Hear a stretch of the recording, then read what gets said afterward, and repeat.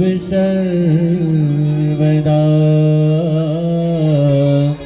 सर्वकार्य शुभ सर्वदा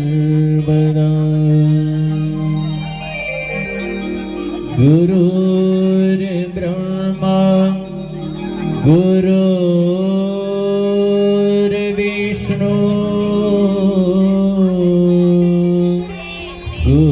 गुरुर्देवो महेश्वर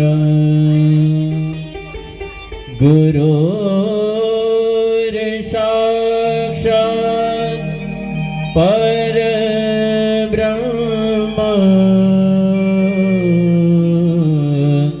तस्मै श्री गुरुवे नमः। मुखं करोति वाचालं पंगुलंघयते गिरिं कृपा तमहं वन्दे परमानन्दं माधवम्। आइए हनुमंत बिराजिए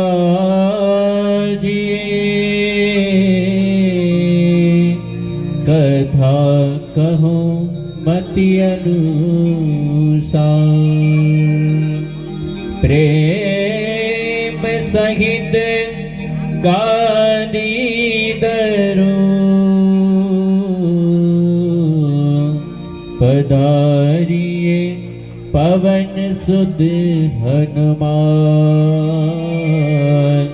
पधारिए पवन सुत हनुमान। या देवी सर्वभूतेषु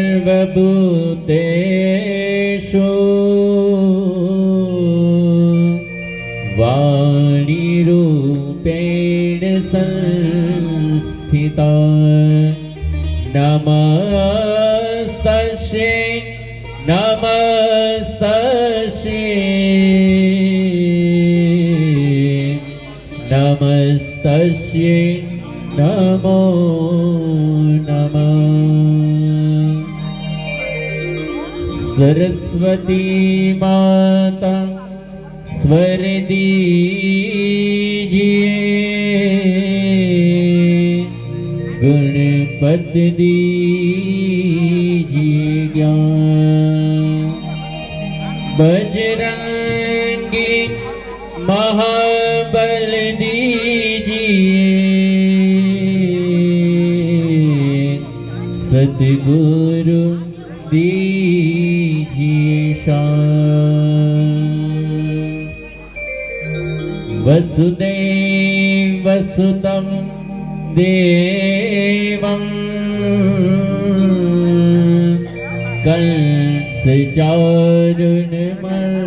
कंसचारुणमर्दनं देवकी परमानन्दं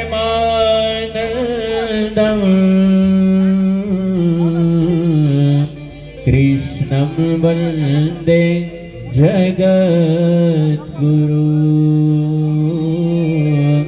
कृष्णं वन्दे जगद्गुरु कृष्णं वन्दे जगद्गुरु। बोलो भागवत महापुराण की जय, द्वारिकाधीश की जय, रामचंद्र भगवान की जय, मनसा मात की जय, पवन सुत हनुमान जी महाराज की जय, सुरेश्वर महादेव की जय, मूढ़दास बापूनी जय, मोतीराम बापूनी जय, करसन दास बापूनी जय श्री सुखदेव जी महाराज की जय, श्री व्यास जी महाराज की जय, श्री सुत जी महाराज की जय, श्री परीक्षित जी महाराज की जय, सब संतन की जय, सनातन धर्म की जय, भारत माता की जय, गौ माता की जय। ओम नमः पार्वते पतये हर हर महादेव।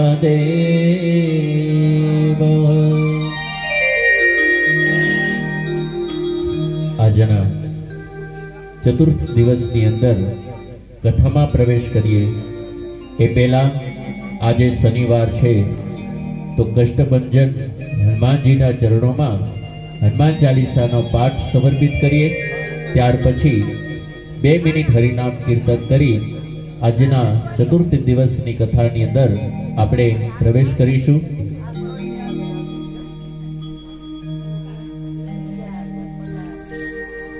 श्री गुरु चरण सरोज रज निज मन मुकुर सुधार, बरनव रघुवर विमल यशु जो दायक फल चार।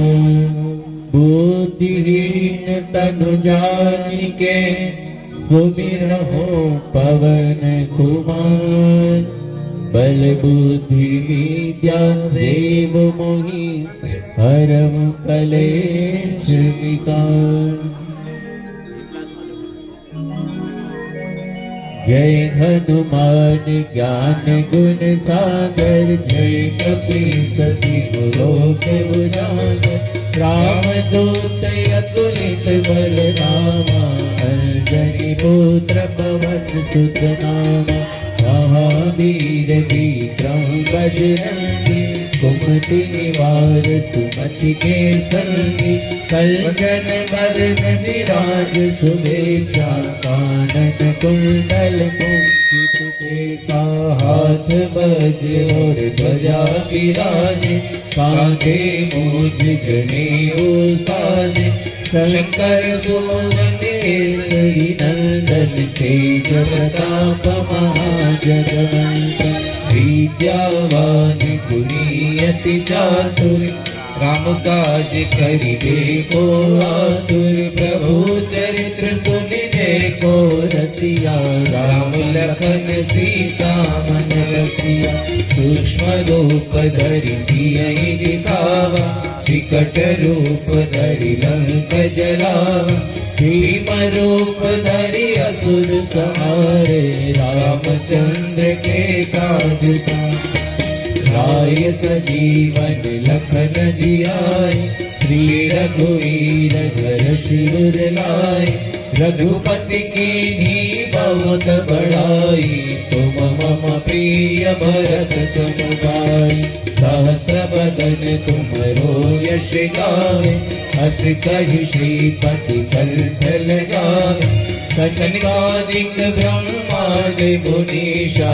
नारद सारद सहित रहिंसा, यम कुबेर दिगपाल जहाते। कवि कोविद कहि सके कहाते, तुम उपकार सुग्रीवहि कीन्हा। राम मिलाए राम पद देना, तुम्हरो मंत्र विभीषण माना। लंकेश्वर भय सब जग जाना, युग सहस्र योजन पर भानु। लील्योताहि मधुर फल जानु, प्रभु मुद्रिका मिली मुख माय। जल दिलांगे गए अजरज राय, दुर्गम काज जगत के जेते। सुगम अनुग्रह तुम्हारे तेते, राम दुआरे तुम रखवारे। होतन आज्ञा बिनु पैसारे, सब सुख लहे तुम्हारे शरणा। तुम रक्षक काहू को डरना, आपन तेज तुम्हारो आपे। तीनों लोक हाथ से कापे, भूत पिशाच निकट नहीं आवे। वीर जब नाम सुनाए। नासे रोग हरे सब पीरा, जपत निरंतर हनुमत वीरा। संकट से हनुमान छुड़ावे, मन क्रम वचन ध्यान जो लावे। सब पर राम तपस्वी राजा, तिनके काज सकल तुम साजा।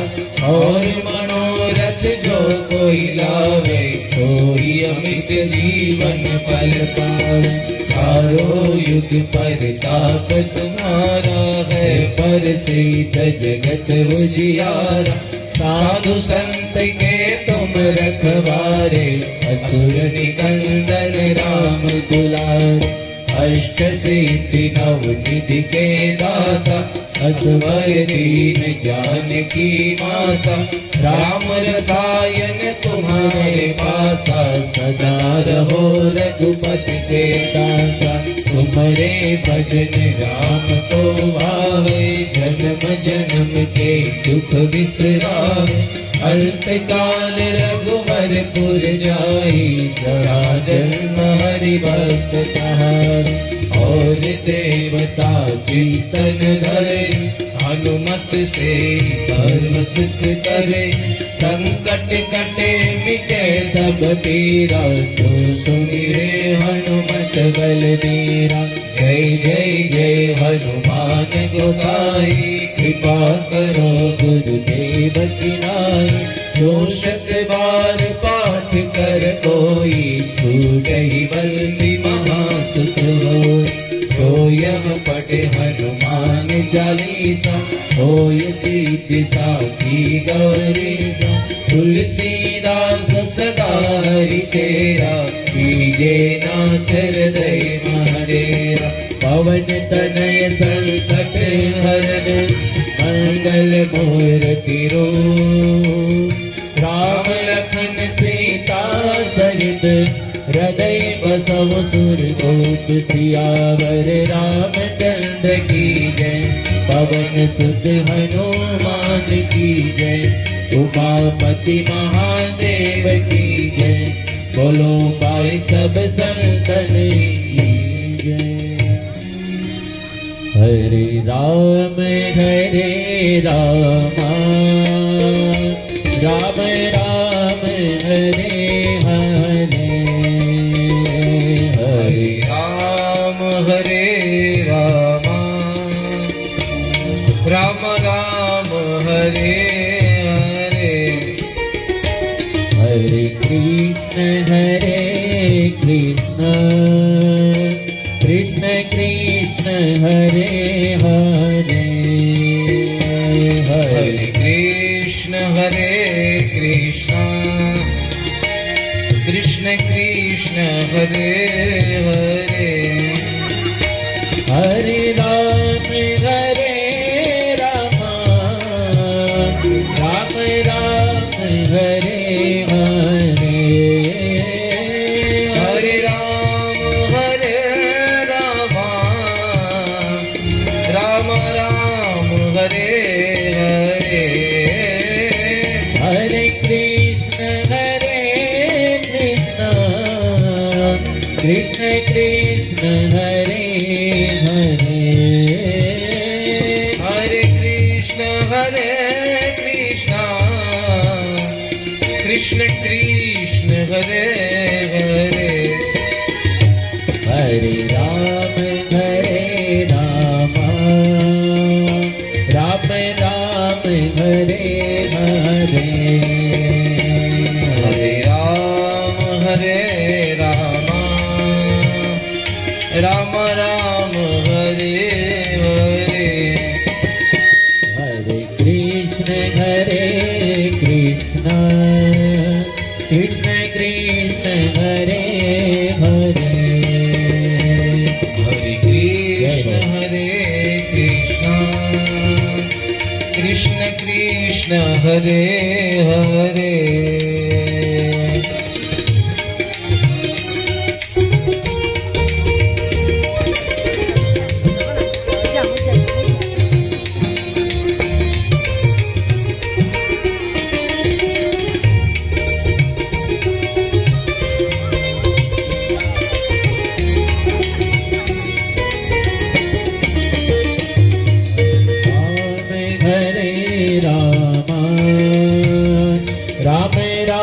હરે હરે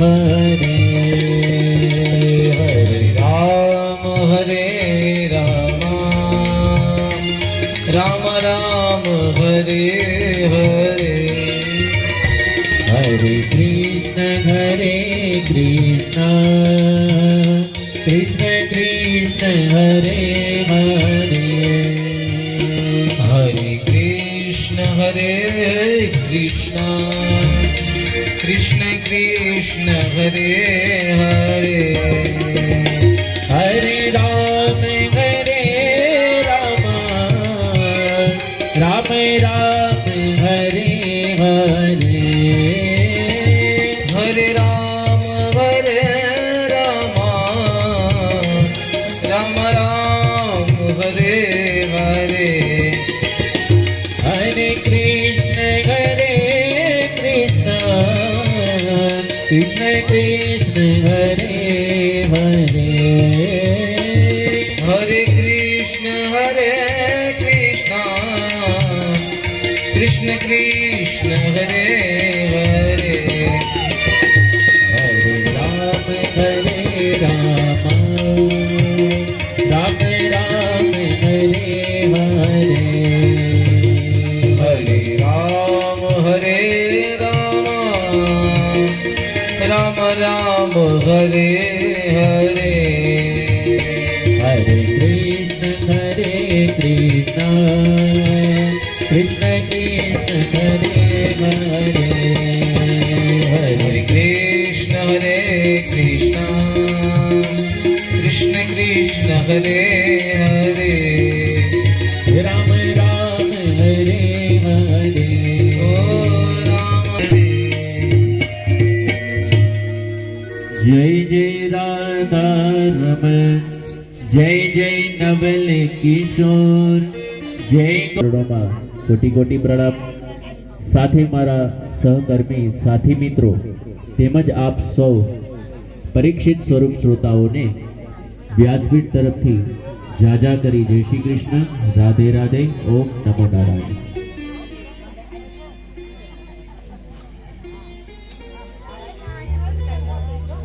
આ ભાગવત ગંગા વહેતી વહેતી આજે ચતુર્થ દિવસ કે જે મનસાનગરના સમસ્ત લતાવાસીઓ દ્વારા તેમજ બ્રહ્મ ક્ષત્રિય સમાજ દ્વારા અને અહીં જે અહીંની માતાજીની જે સેવા કરે છે જે અત્યારે પૂજા કરે છે એવા સુખરામ બાપુના નેતૃત્વ હેઠળ આજે આ શ્રીમદ ભાગવત કથાનો ચતુર્થ દિવસ આવી ગયો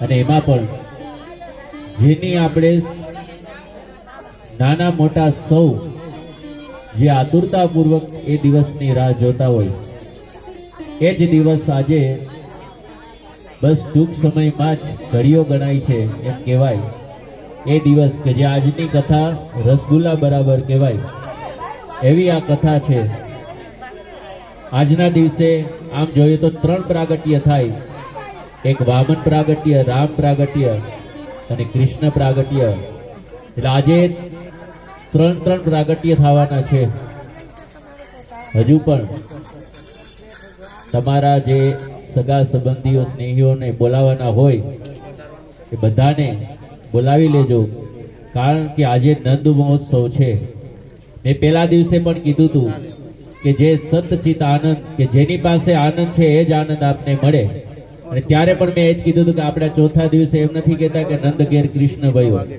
નંદ ગઈકાલે નરસિંહ ભગવાનનું પ્રાગટ્ય થયું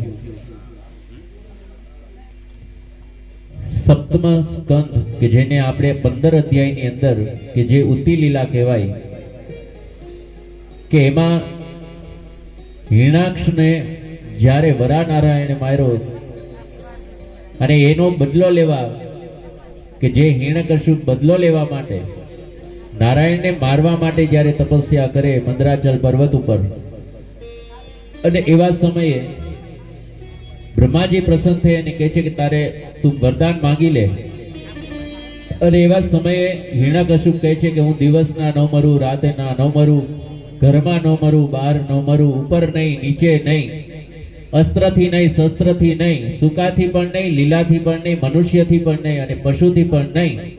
એટલું જ નહીં પણ 12 મહિનામાંથી કોઈ મહિનામાંથી નહીં. અને એવા સમયે પણ બ્રહ્માજી કહે છે કે તારે માગવું એટલું માગ, પણ મરવું તો પડશે જ. કારણ કે આ સૃષ્ટિ પર જેને જન્મ લીધો છે એનું મૃત્યુ નિશ્ચિત છે. માટે તારે જે માગવું હોય એ માગ. અને ત્યારે છેલ્લે અંતે હિરણ્યકશ્યપ એમ કહે છે કે તમારી રચેલી સૃષ્ટિમાં કોઈથી હું ના મરું. ત્યારે બ્રહ્માજી કહે છે કે તું મારી રચેલી સૃષ્ટિથી નહીં મરે, પણ જેને મારી જ રચના કરી છે એનાથી તો તું મરીશ. અને એ વખતે તથા હોલિકા હતી, અને એ હોલિકા જ્યારે હોલિકાનું દહન કરવામાં આવ્યું ત્યારે હોલિકા બળીને ભસ્મ થઈ ગઈ. પણ ત્યાં પણ પ્રહલાદની રક્ષા કર્યા પછી આજે હિરણ્યકશ્યપ પણ ખૂબ ક્રોધમાં હતો અને કહે છે કે પ્રહલાદ, તું મને એ બતાવ કે તારો નારાયણ છે ક્યાં? અને એવા વખતે પ્રહલાદજી કહે છે કે પિતાજી, મારામાં પણ છે, તમારામાં પણ છે, અને અહીંયા જે કોઈ બધા છે આ બધાની અંદર નારાયણ છે. મારા હરિ તો કણે કણમાં છે, ક્યાં નથી એ કયો? અને એવા સમયે પથ્થરનો જે સ્તંભ હોય અને એની બાજુ આંગળી ચિંતતા કહી છે કે આની અંદર છે કે નહીં? અને એવા સમયે પ્રહલાદજી કહે છે કે હા પિતાજી, એની અંદર પણ છે. અને જ્યારે હા પાડે એ વખતે હિરણ્યકશ્યપ ક્રોધમાં આવી અને જ્યારે એ થાંભલા ઉપર પ્રહાર કરવા જાય ને એવા સમયે થાંભલો ફાટે, નરસિંહ ભગવાનનું પ્રાગટ્ય થાય. અને એ પછી આજે નરસિંહ ભગવાન ખૂબ ક્રોધમાં હતા. એટલે સૌપ્રથમ હિરણ્યકશ્યપનો વધ કર્યો. એના જ્યારે છાતી ચીરી આતેડા બહાર કાઢી પોતાના ગળામાં પહેરા, અને એ પછી આજે ખૂબ ક્રોધમાં હતા. એટલે એવા સમયે આજે બ્રહ્માજી, દેવતાઓ બધા જ ગભરાયા અને કહે છે કે હવે પ્રભુને શાંત કેવી રીતે કરવા? અને એવા સમય કહે છે કે લક્ષ્મીજીને આપણે બોલાવીએ કે લક્ષ્મીજી એને શાંત કરે. લક્ષ્મીજી આવ્યા, પણ એવા વખતે ભગવાનનું એટલું ક્રોધ હતો, એવું સ્વરૂપ હતું કે લક્ષ્મીજી પણ ત્યાંથી પાછા વયા ગયા. અને અંતે આજે દેવતાઓ બ્રહ્માજી સહિત બધા ભગવાનની સ્તુતિ કરે, પણ આજે કોઈથી નરસિંહ ભગવાન શાંત થતા નથી. ત્યારે બ્રહ્માજી પ્રહલાદજીને કહે છે કે પ્રહલાદ, આ નારાયણે તારી રક્ષા કરવા માટે આ અવતાર ધારણ કર્યો છે. માટે હવે તું જ જો સ્તુતિ કરીશ, તું જ ભગવાનને શાંત કરીશ, તો જ નરસિંહ ભગવાન શાંત થશે. માટે તું ભગવાનની પાસે જઈ એને શાંત કર. અને એવા સમય જ્યારે પ્રહલાદજી આજે નરસિંહ ભગવાનની સામે બે હાથ જોડી આવે છે, અને એવા સમયે પ્રહલાદને જોતા જ નરસિંહ ભગવાને પોતાના ખોળામાં જે હિરણ્યકશ્યપનો શબ હતું એને સાઈડમાં મૂકી ને પ્રહલાદને આજે પોતાના ખોળામાં બેસાડી અને પોતાની જીભેથી આજે પ્રહલાદને ચાટે. અને એવા વખતે આજે પ્રહલાદજીને કહે છે કે પ્રહલાદ માગ. પણ પ્રહલાદજી કહે છે હે નારાયણ, હું તમારી સ્તુતિ શું કરું? કારણ કે આ દેવતાઓ પણ જો તમારી સ્તુતિ કરવા અસમર્થ છે તો હું તો અસુરનો બાળક છું. માટે બાલા, હું તમારી કઈ સ્તુતિ કરું? માટે તમે શાંત થાવ. આ મારા પિતાનો અપરાધ હતો અને તમે મારા માટે આટલું કષ્ટ વેઠું, પણ તમે શાંત થાવ. ત્યારે પ્રહલાદજી આજ બે હાથ જોડી નારાયણને સ્તુતિ કરતા કરતા કહે છે બ્રહ્મા દયા સુર ગણા મુનયોથ સીધા સત્વેક દાન મતયો વચસા પ્રવાહે. હે પ્રભુ, આ બ્રહ્મા દેવતાઓ પણ તમારી સ્તુતિ નથી ગાઈ શકતા. કારણ કે વાલા, તમારી સ્તુતિ ગાવી તો અમારા વશની વાત નથી. એને એમાં પણ હું તો અસુરનો બાળક છું. આજે સ્વયં સરસ્વતી પણ જો તમારા ગુણગાન ગાવા બેસે તો એ પણ અસમર્થ છે, એ પણ લખી નથી શકતા. તો હું તમારી કઈ સ્તુતિ કરું? અને એવા સમયે પ્રહલાદજી એમ કહેવાય છે કે ભાગવતમાં સૌથી મોટામાં મોટી જો સ્તુતિ હોય તો 43 શ્લોકની અંદર પ્રહલાદજીની સ્તુતિ છે. અને એવા વખતે પ્રહલાદજી કહે છે કે પ્રભુ શાંત થાવ. ત્યારે નરસિંહ ભગવાન પ્રસન્નતાપૂર્વક કહે છે કે અરે પ્રહલાદ, તારે જે માગવું હોય આજ માગ, હું તારા ઉપર આજે પ્રસન્ન છું. ત્યારે પ્રહલાદજી કહે છે કે પ્રભુ, આજે તમે જ જો મને મળી ગયા હોય તો હવે મારે કાંઈ જ માગવાની ઈચ્છા નથી. ત્યારે નરસિંહ ભગવાન કહે છે કે નાના પ્રહલાદ, તું માગે, જો ભોગ માગે તો તને ભોગ આપું, યોગ માગે તો યોગ આપું, તું ભક્તિ માગીશ તો હું તને ભક્તિ આપીશ, તું જે માગે એ હું તને આપવા તૈયાર છું, માટે તારે જે ઈચ્છા હોય એ માગ. ત્યારે પ્રહલાદજી કહે છે કે પ્રભુ, જો તમારે ખરું જ દેવું હોય તો પેલા મને એ જ દો કે મારા પિતાએ તમારા ખૂબ અપરાધ કર્યા છે, માટે મારા પિતાને ક્ષમા કરી અને એને તમારા ચરણોનો વાસ આપો, એને તમારા ધામમાં સ્થાન આપો, એને મુક્તિ આપો. અને એવા સમયે નરસિંહ ભગવાન કહે છે કે અરે પ્રહલાદ, હું જેને મારું છું એને પણ હું એનો જ ઉદ્ધાર કરું છું, અને હું જેને તારું છું એનો પણ હું ઉદ્ધાર કરું છું, માટે તારા પિતાને તો મેં પહેલેથી મુક્તિ આપી જ દીધી છે, ભલે મેં એનો વધ કર્યો પણ એને પણ મેં મુક્તિ આપી, પણ આજે તું તારા માટે કંઈક માગ. અને એવા સમયે પ્રહલાદજી કહે છે કે પ્રભુ, મારે બીજું કાંઈ નહીં, બસ મારા પિતાને મુક્તિ મળે. અને એ વખતે નરસિંહ ભગવાન કહે છે કે ના પ્રહલાદ, કાંઈક તો માગવું પડે. અને એવા વખતે આજે પ્રહલાદજી કહે છે કે પ્રભુ, જો તમારે મને દેવું જ હોય તો મારા મનના કોઈના કોઈ ખૂણે જે કાંઈ વાસનાઓ છે, કારણ કે આ જે 5 જ્ઞાનેન્દ્રિય, 5 કર્મેન્દ્રિયો, આ જે ઇન્દ્રિયો છે એ જ અમારા કાબુમાં નથી, એ અમારા વશમાં નથી, માટે આ કાંઈ જ માગવાની કે કોઈ વાસના જ ન રહી એવી કૃપા કરો. અને એટલું જ નહીં પ્રભુ, જો ખરેખર તમે મારી ઉપર પ્રસન્ન હોય તો સૌ પ્રથમ બસ મને એ જ વરદાન આપો કે મારે તમારી પાસે શું માગવું જોઈએ ને એવી મને મતિ આપો. આપણે પણ કે જ્યારે પરમાત્માને આપણે પ્રાર્થના કરીએ છીએ ત્યારે મંદિરમાં જઈને આપણે કહીએ છીએ કે પ્રભુ અમને ગાડી આપો, બંગલા આપો, દીકરા આપો, દીકરાના લગ્ન કરાવી દો.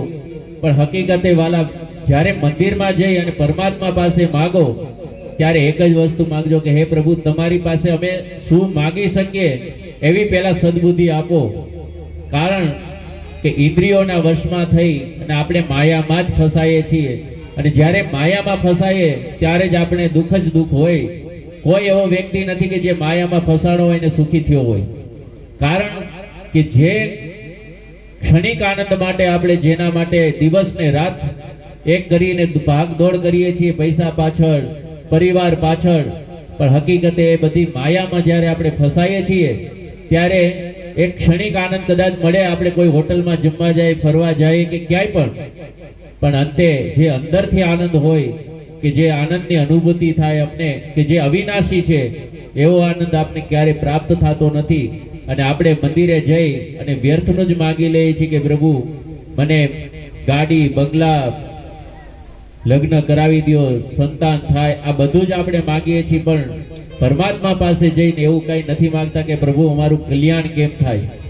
ઘણા સંતો પાસે પણ એવું જ થાય કે જ્યારે કોઈ સંતો મહાપુરુષો પાસે જાય તો ત્યાં જઈને વ્યર્થની જ વાત કરે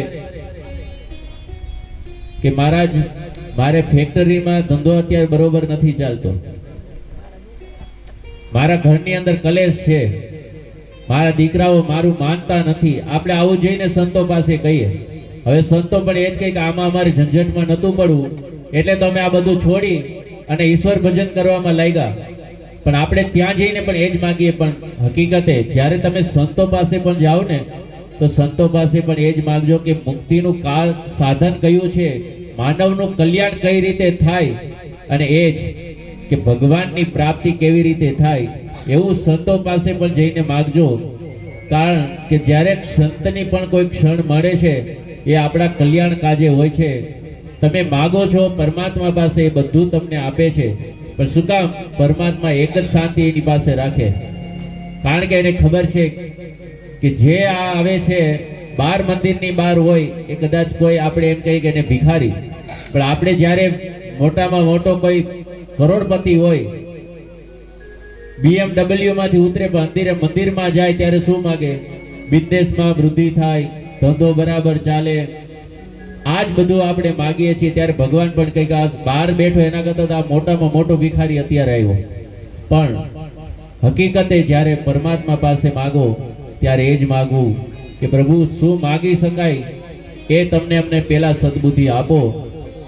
આજે પ્રહલાદજી પણ એ જ કહે છે કે પ્રભુ હવે તમે જ જો મને મળી ગયા છો તો વાલા બીજું હું શું માંગુ, કારણ કે જેને પરમાત્મા મળી ગયા એને પછી કાંઈ જરૂર પડતી નથી.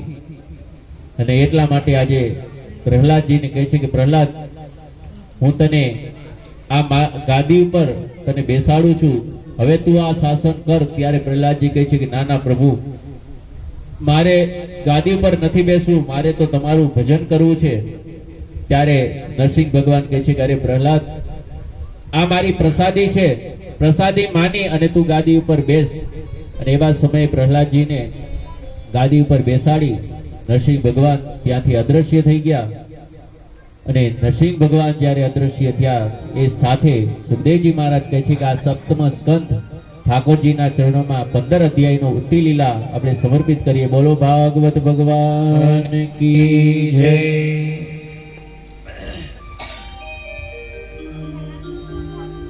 અષ્ટમ સ્કંદ કે જે 24 અધ્યાયની અંદર છે કે જેમાં મનવંતર લીલા કે જે 14 મનુઓની કથાઓ છે કે હરેક મનવંતરની અંદર એક એક મનુ થઈ ગયા કે જેમાં એક એક ઇન્દ્ર એની સાથે એક એક ભગવાને અવતાર લીધેલા છે.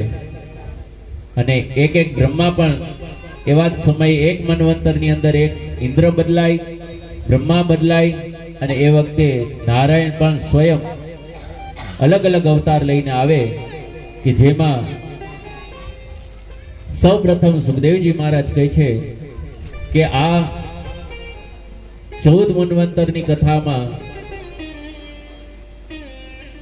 સૌ પ્રથમ ભગવાન જ્યારે તામસ મન્વંતરની અંદર હરિનો અવતાર લઈ અને પ્રગટ થાય છે કે એક હાથીની રક્ષા કરવા માટે ભગવાને હરિ અવતાર લીધો હતો.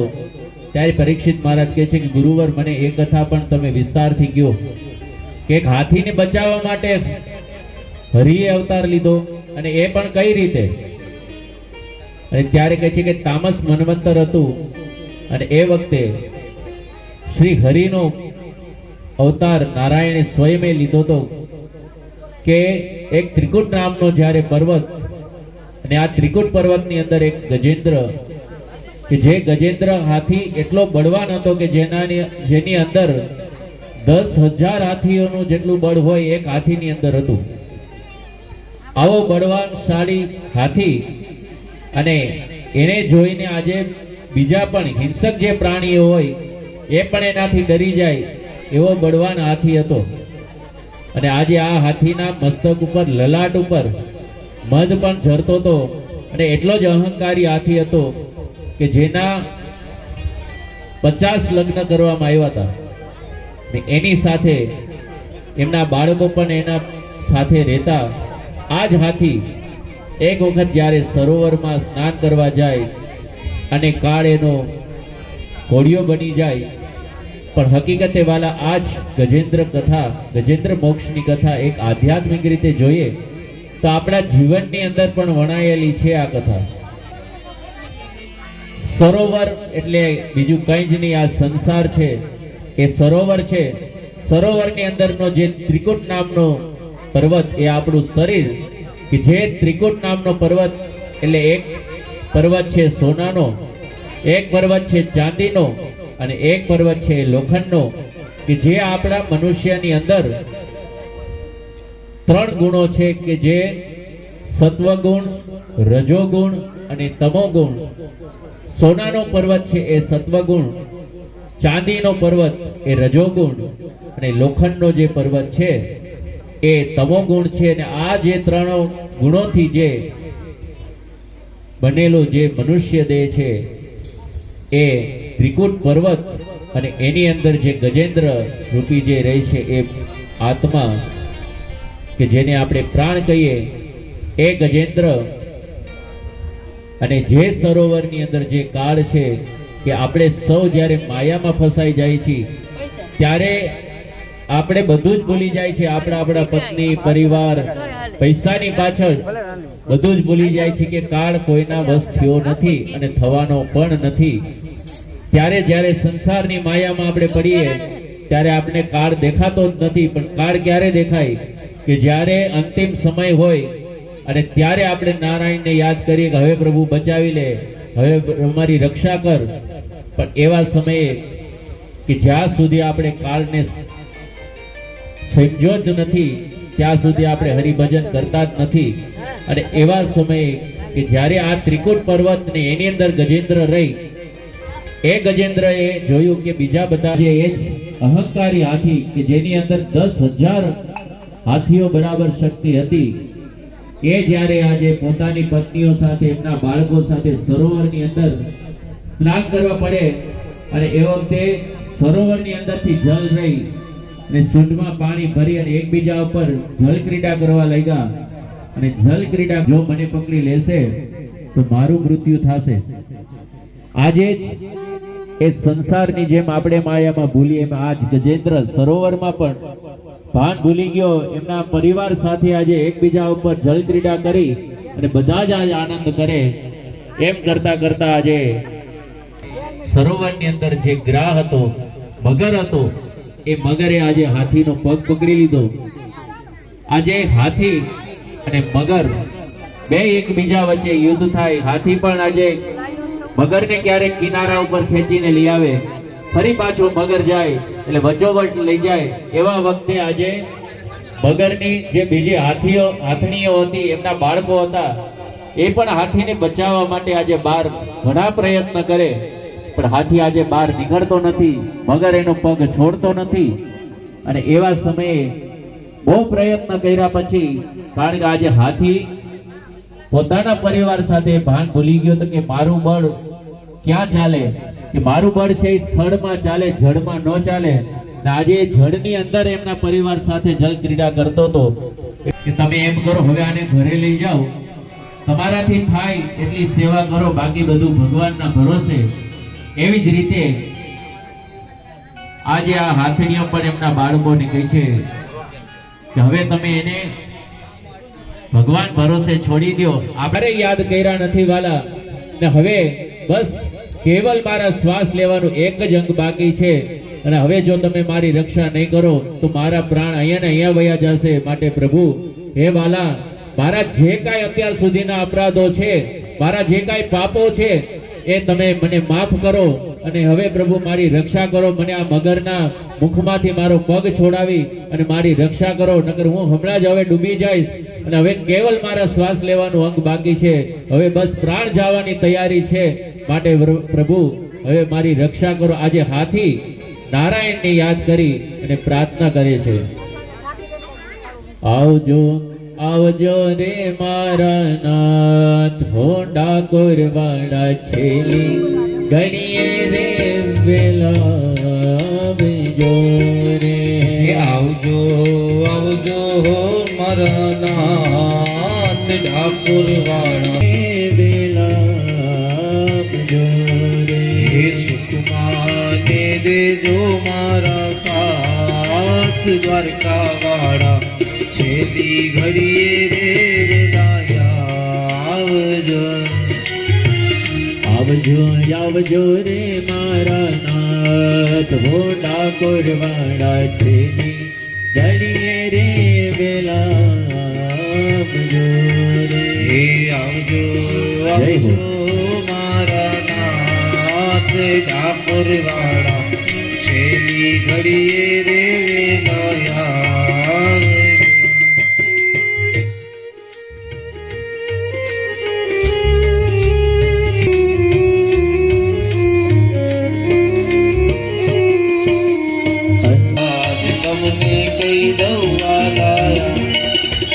અંત ગણીએ તો મેવાનો કહી દવ તમને આજ વાલા, કહી દવ તમને આજ.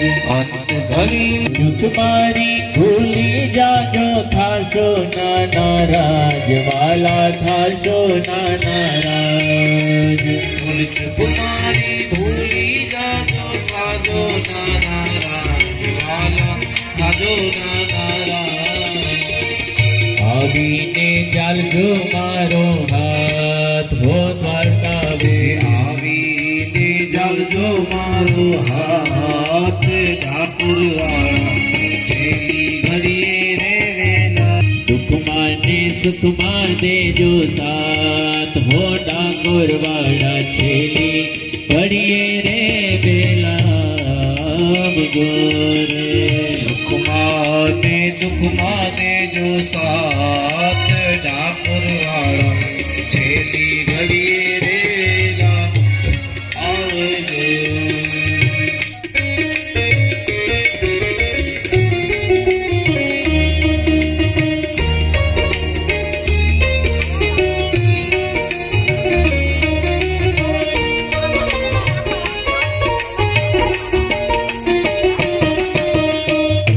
मुकुट पीतांबर पेरे मुरली ले जो हाथ वाला मुरली ले जो हाथ और मुकुट पीतांबर पेरी मुरली लई जाजो संगाथ हे दौड़ी આવી એ વાલા, હવે આવી જાઓ. જાજો સંગાથ વાલા લઈ જાજો સંગાથ.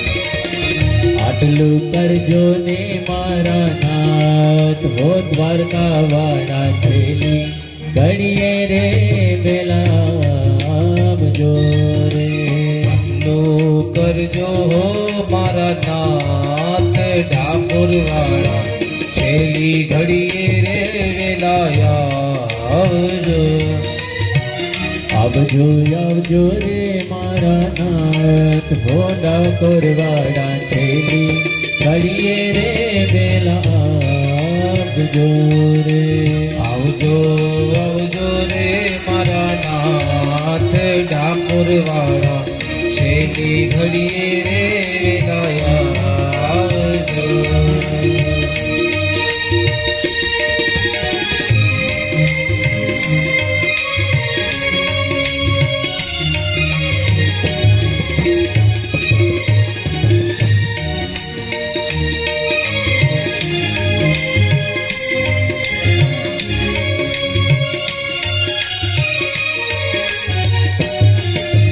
ભજન તારો કરતા કરતા છૂટે મારા પ્રાણ વાલા છૂટે મારા પ્રાણ ભજન તારું કરતા હે પ્રભુ. કરતા છૂટે મારા પ્રાણ વાલા છૂટે મારા પ્રાણ.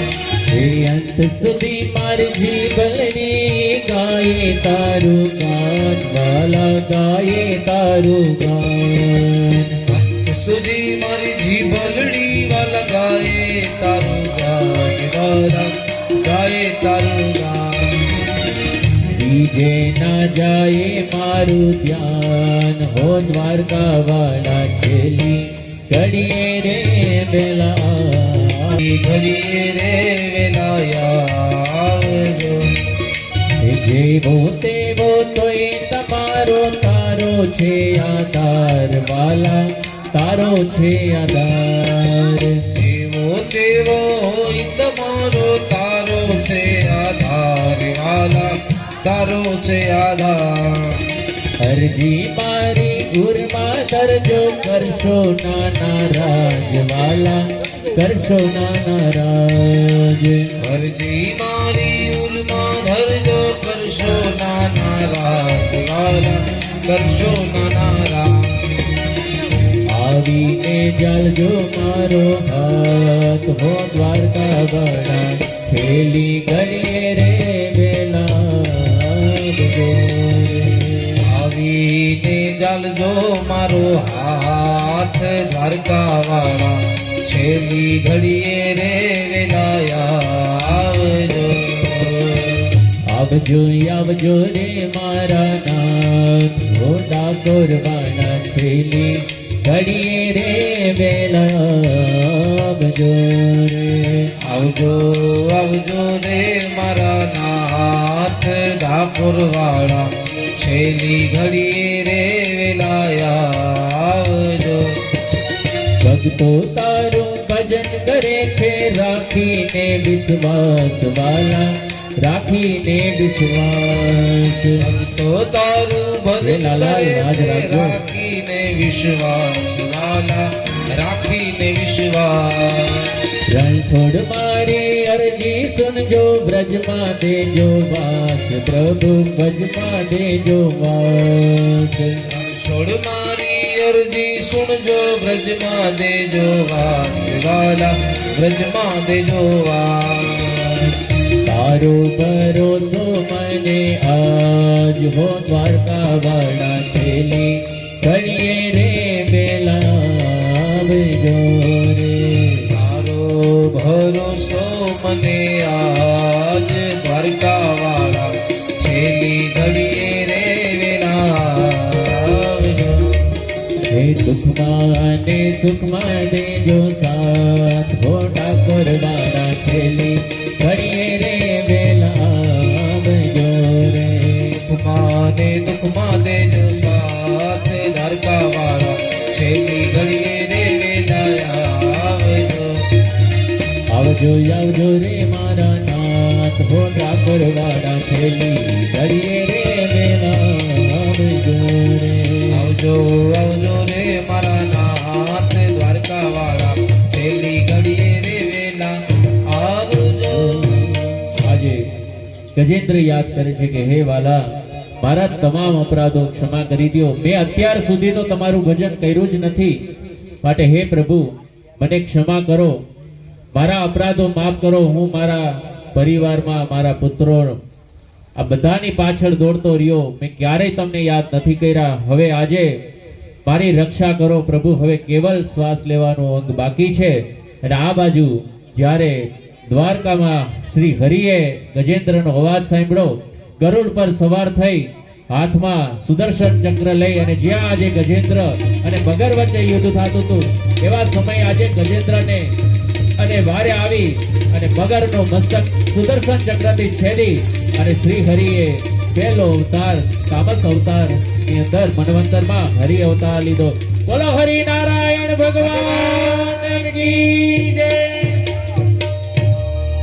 આજે દ્વારકાધીશે જોયું કે એટલો તો સમય નથી અને એવા વખતે સમાધાનનો તો સમય હતો નહીં, અને એવા વખતે સુદર્શન ચક્રથી મગરનું મસ્તક છેદી અને જ્યાં કિનારે આવ્યા પછી આજે મગરને દ્વારકાધીશના કર કમલનો જ્યારે સ્પર્શ થયો એમાંથી પણ એક દિવ્ય પુરુષ બહાર આવ્યો.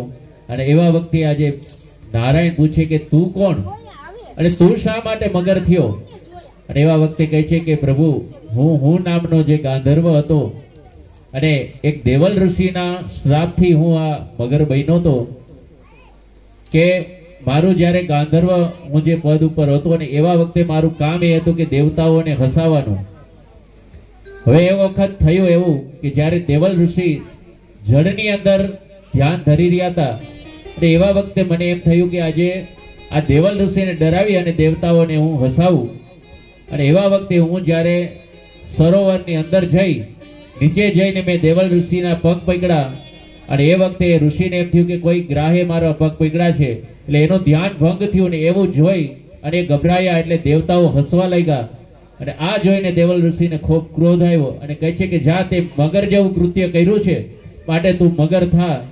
અને એ જ આજે હું એના શ્રાપથી મગર થયો અને તમારી કૃપાથી આજે હું ફરી પાછો હું નામનો ગાંધર્વ બન્યો. એ પછી આજે શ્રી હરિએ જ્યારે ગજેન્દ્રને સ્પર્શ કર્યો અને એમાંથી પણ આજે એક દિવ્ય પુરુષ બહાર આવ્યો અને ત્યારે કહે છે કે તું કોણ? અને એવા વખતે કહે છે કે હું ઇન્દ્રદ્યુમ્ન નામનો જે રાજા. કે તું શા માટે ગજેન્દ્ર થયો? કહે છે કે હું અગસ્ત મુનિના શ્રાપથી હું આ ગજેન્દ્ર બન્યો હતો. કારણ કે એક વખત હું જ્યારે ભજન કરતો હતો ને એવા વખતે અગસ્ત ઋષિ પોતાની શિષ્ય મંડળી લઈ અને ત્યાંથી પસાર થતા હતા અને એ વખતે મેં અગસ્ત મુનિનું સન્માન ન કર્યું. અને એવા વખતે અગસ્ત મુનિએ કીધું કે તારી હાથી જેવી બુદ્ધિ જળ બુદ્ધિ છે, માટે જા તું ગજેન્દ્ર થા. અને એવા સમયે મને મારી ભૂલ સમજાણી હતી, મેં ક્ષમા પણ માંગી.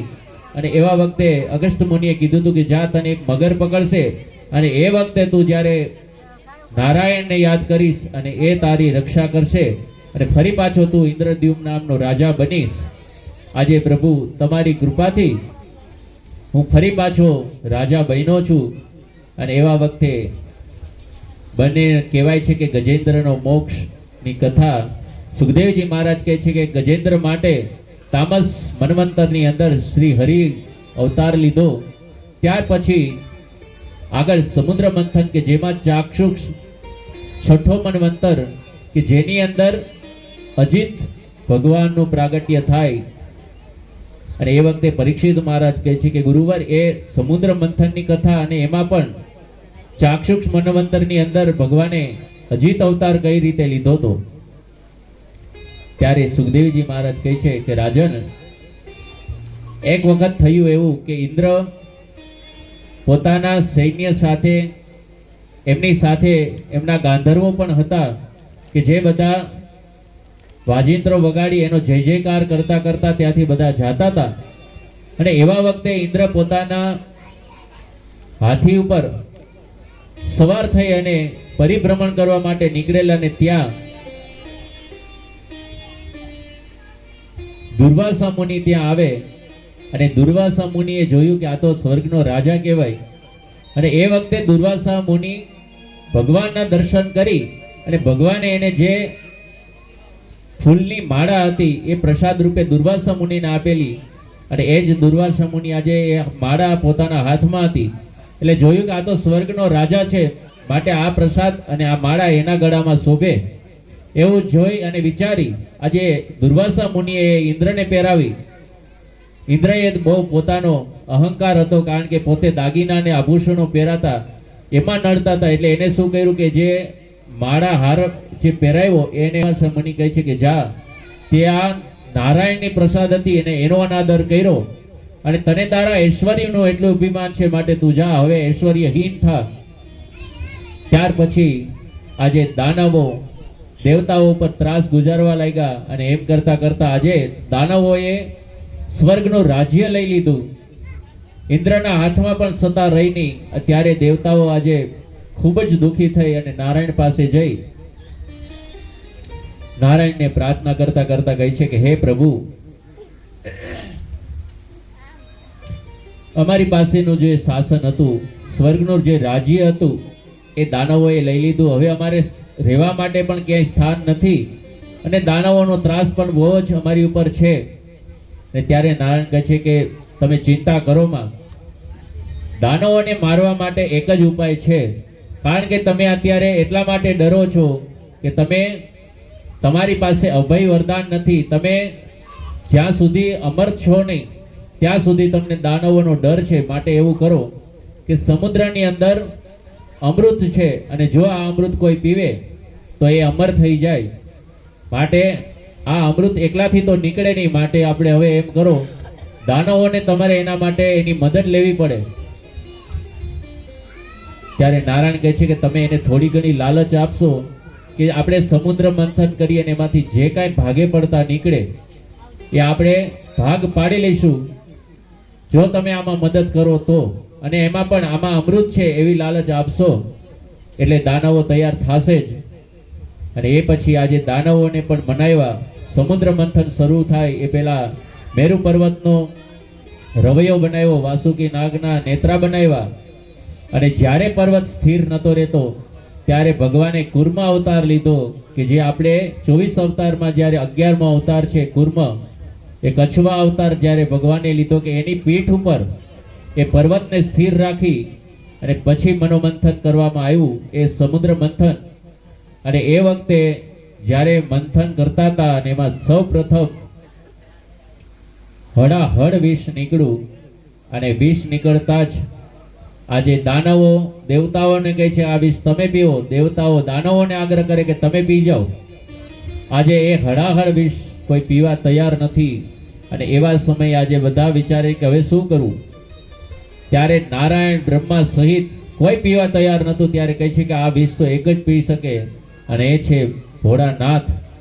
કારણ કે એ જ દેવોના દેવ છે, એ જ આ વિષ પચાવી શકે. અને એવા સમયે દેવતાઓ દાનવો બધા જ નારાયણ સહિત બધા આવી મહાદેવને અરજ કરી કહે છે કે હે પ્રભુ, તમે આ જો હળાહળ વિષ સમુદ્ર મંથન કરતા નીકળ્યું છે, અને જો તમે આનું પાન કરો તો હવે આગળ સમુદ્ર મંથન થાય, બાકી વાલા આમાં સમુદ્ર મંથન નહીં થાય. માટે તમે કંઈક કૃપા કરો. અને એવા સમયે આજે બધા મહાદેવની સ્તુતિ કરે ઓમ નમઃ શિવાય ઓમ નમઃ શિવાય હરે હરે બોલે નમઃ હર હર ભોલે નમઃ શિવાય નમઃ શિવાય ઓમ નમઃ શિવાય હરે હર બોલે નમઃ શિવાય શિવાય ઓમ નમઃ શિવાય હર હર ભોલે નમઃ શિવાય ધૂલેશ્વરાય શિવ ધૂલેશ્વરાય હરે હર બોલે નમઃ શિવાય ધૂલેશ્વરાય શિવ ધૂલેશ્વરાય હર હર ભોલે નમઃ શિવાય ધૂલેશ્વરાય શિવ ધૂલેશ્વરાય હરે હર બોલે નમઃ શિવાય ધૂલેશ્વરાય શિવ ધૂલેશ્વરાય હર હર ભોલે નમઃ શિવાય નમઃ શિવાય ઓમ નમઃ શિવાય હર હર બોલે નમઃ શિવાય નમઃ શિવાય ઓમ નમઃ શિવાય હવે ટૂંક સમયમાં વામન ભગવાનનું વામન પ્રાગટ્ય થશે એટલે તૈયારી રાખજો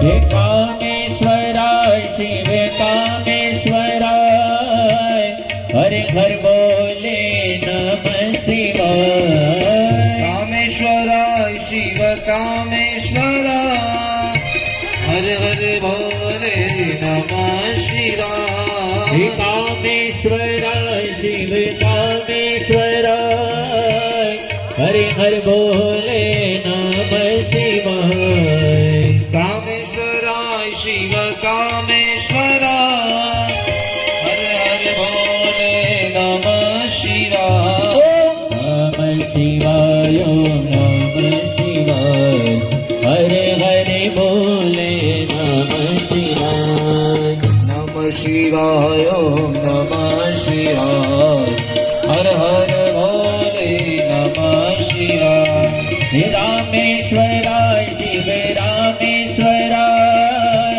હરે હર બોલે નમઃ શિવાય રામેશ્વરાય શિવ રામેશ્વરાય હર હર ભોલે નમઃ શિવાય રામેશ્વરાય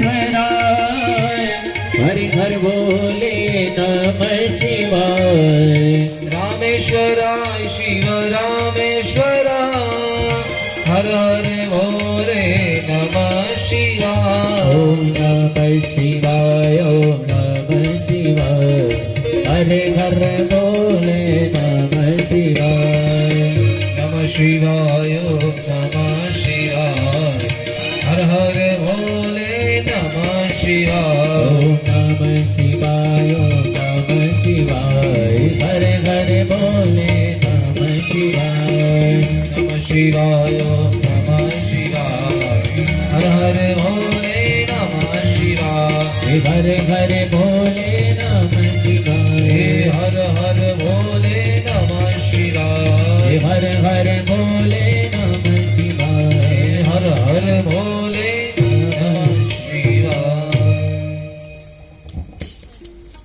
આજે બધાએ ભગવાન મહાદેવની સ્તુતિ કરતા કહી છે કે હે પ્રભુ આ હળાહળ બીજ છે કોઈ પીવા તૈયાર નથી તમે પી જાઓ તો આગળ સમુદ્ર મંથન થાય મહાદેવે એ જ વખતે એ જે વિષ હતું હળાહળ વિષ એ વિષનું પાન કર્યું અને એવા વખતે એમ કહેવાય છે કે મહાપુરુષો એવું કહે છે કે જ્યારે મહાદેવે વિષ પીધા પછી એમણે જ્યારે હાથ ધોયા અને એ હાથ ધોયા પછી જ્યારે નીચે એના ટીપા પડ્યા ને એમાં ઘણા પી ગયા કે જે અમુક ઝેરી જીવજંતુઓ પણ થયા અને ઘણા માણસો પણ પી ગયા કે જેની આંખની અંદર આપને ઘણીવાર ઝેર જોવા મળે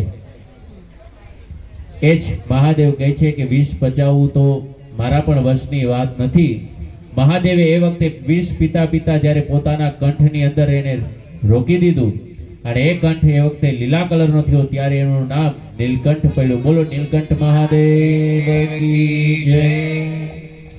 મહાદેવ કહે છે કે વિષ કે જે તમને કોઈ અશબ્દ કહી કે જે કઠોર વચન કહી એ પણ ઝેર સમાન છે, ત્યારે તમારે એને પેટમાં કે અંદર હૃદય ઉપર ન ઉતારવું જોઈએ. હૃદયમાં એને પણ કંઠ સુધી રોકી દેવાય. અને કોઈને આપણે કઠોર વચન દેવા હોય એ પેલા 17 વખત વિચાર કરીને આપણે કહેવાય. એટલા માટે કે એ પણ કંઠમાં રોકી દેવાય કે જેથી કોઈને દુઃખ થાય એવું ન કહેવું જોઈએ. આ હળાહળ વિષ પીધા પછી સમુદ્ર મંથન ફરી શરૂ થયું. સમુદ્ર મંથન શરૂ થયું એટલે એમાંથી અનેક રત્નો નીકળ્યા. સૌપ્રથમ કૌસ્તુભ મણિ નીકળ્યો, એ સ્વયં નારાયણે રાખ્યો. કામધેનુ ગાય નીકળી, એ ઋષિઓને આપવામાં આવી. એરાવત હાથી નીકળ્યો, એ દેવતા ઇન્દ્રને આપવામાં આવ્યો. જ્યારે અશ્વ નીકળ્યો એ બલિને આપવામાં આવ્યો. હરેક રત્ન નીકળ્યા અને એમ કરતા કરતા આજે એમાંથી લક્ષ્મીજી બહાર આવ્યા. લક્ષ્મીજીને જોઈ અને આજે દાનવો પણ કહે છે કે આ તો અતિ સુંદર કન્યા છે, આ અમારી સાથે જો લગ્ન કરે તો કેવું સારું. આજે દેવતાઓ કહે છે કે અમારી સાથે લગ્ન કરે. અને એ વખતે લક્ષ્મીજી કહે છે કે હું એવી રીતે કોઈ સાથે લગ્ન નહીં કરું, તમે એમ કરો. જો તમારે મારી સાથે લગ્ન કરવા હોય તો બધા લાઈનમાં બેસો. હું જેને પસંદ કરીશ એના ગળામાં હું વરમાળા પહેરાવીશ અને એ મારા પતિ થશે.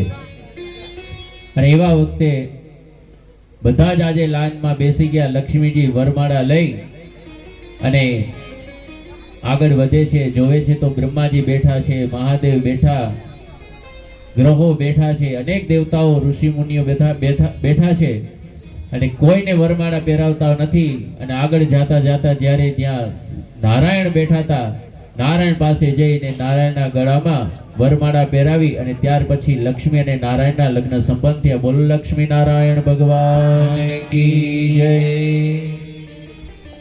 ત્યાર પછી ફરી પાછું સમુદ્ર મંથન થાય અને એવા વખતે જ સમુદ્ર મંથન થતા કરતા કરતા આજે એમાંથી અમૃતનો કુંભ લઈ અને ધન્વંતરી ભગવાન બહાર આવ્યા. બોલો ધન્વંતરી ભગવાન કી જય. હવે ધન્વંતરીના હાથમાં જે કુંભ હતો અને કુંભને જોઈ આજે દાનવો કહે છે કે અમને આપો, દેવતાઓ કહે છે કે અમને આપો. હવે એવા સમયે ધન્વંતરીના હાથમાંથી એ અમૃતનો કુંભ દાનવોએ છીનવી લીધો. હવે દાનવો કહે છે કે અમે પીએ, દેવતાઓ કહે છે કે અમારા નસીબમાં તો હતું જ નહીં. અને બધા નારાયણને જઈને કહે છે કે પ્રભુ આપણે જેના માટે આપણે મંથન કરતા હતા એ અમૃતનો કુંભ તો આ દાનવોએ છીનવી લીધો. અને એવા વખતે નારાયણે ફરી પાછો મોહિનીનો અવતાર લઈ છે. બોલો મોહિની નારાયણ ભગવાન કી જય.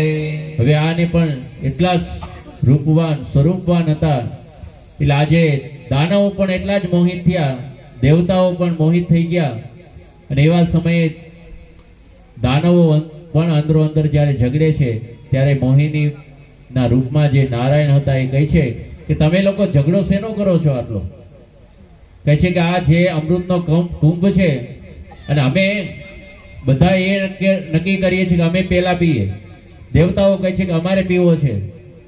ત્યારે મોહિનીના રૂપમાં કહે છે કે જો તમને વાંધો ન હોય તો હું તમને બધાને ભાગે પાડી અને પીવડાવી દઉં તો.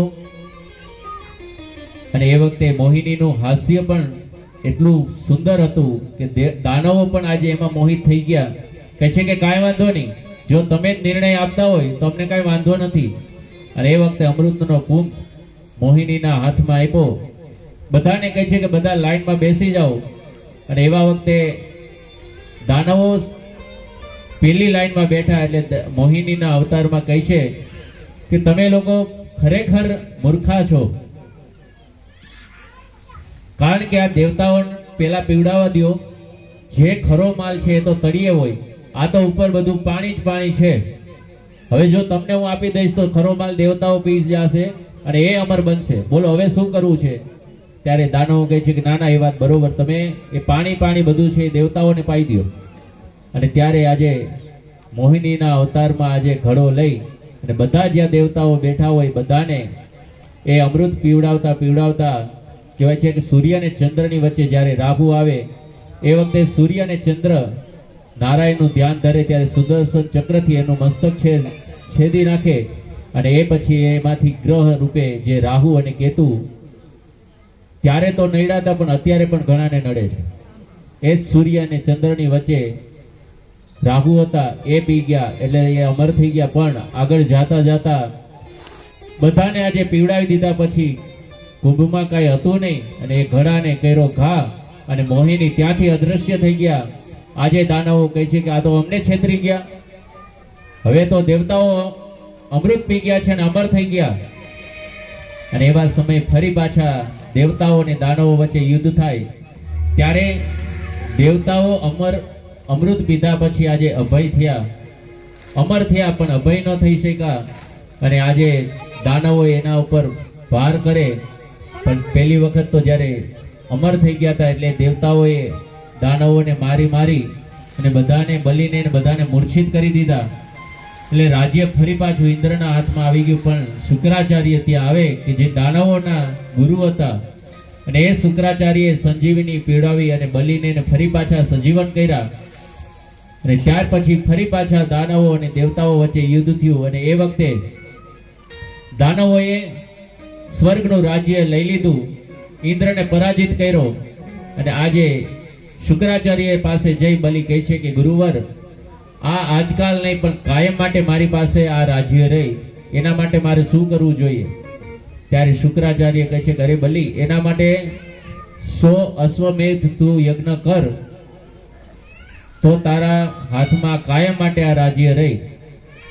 અને એવા વખતે આજે બલિએ ગુરુને જ દીક્ષિત કરી અને શુક્રાચાર્ય ખુદ આજે એ અશ્વમેધ યજ્ઞ જે 100 યજ્ઞ કરવાના હતા એ બલિએ પ્રારંભ કર્યો. આ બાજુ યજ્ઞ પ્રારંભ થઈ ગયો. હવે તો દાનવોના હાથમાં સ્વર્ગનું રાજ્ય હતું. દેવતાઓ પણ આજે ચારે કોર ભટકે છે, ક્યાંય રહેવા માટે સ્થાન નહીં.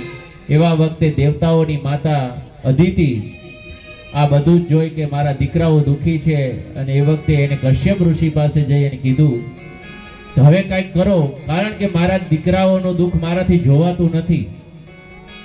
આ સ્વર્ગનું રાજ્ય અત્યારે દાનવોના હાથમાં છે ને મારા દીકરાઓ બધે જ ભટકે છે, એની પાસે ફરી પાછું રાજ્ય આવે એવું કંઈક કરો.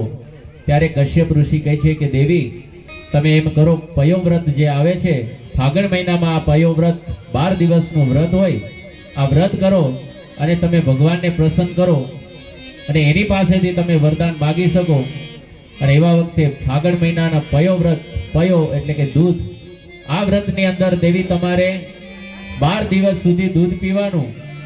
અને જ્યાં ભૂંડ જેવા જે સુબર હોય અને એ બેસી જાય અને ત્યાંથી પછી એની નીચેથી જ્યારે એક માટી હોય એ ખોદી અને લઈ આવવાની, એનાથી તમારે સ્નાન કરવાનું. ને 12મા દિવસે વૃદ્ધ દંપતી બ્રાહ્મણ હોય એને તમારે જમાડી અને ત્યારે એ વ્રતનું સંપન્ન કરવાનું.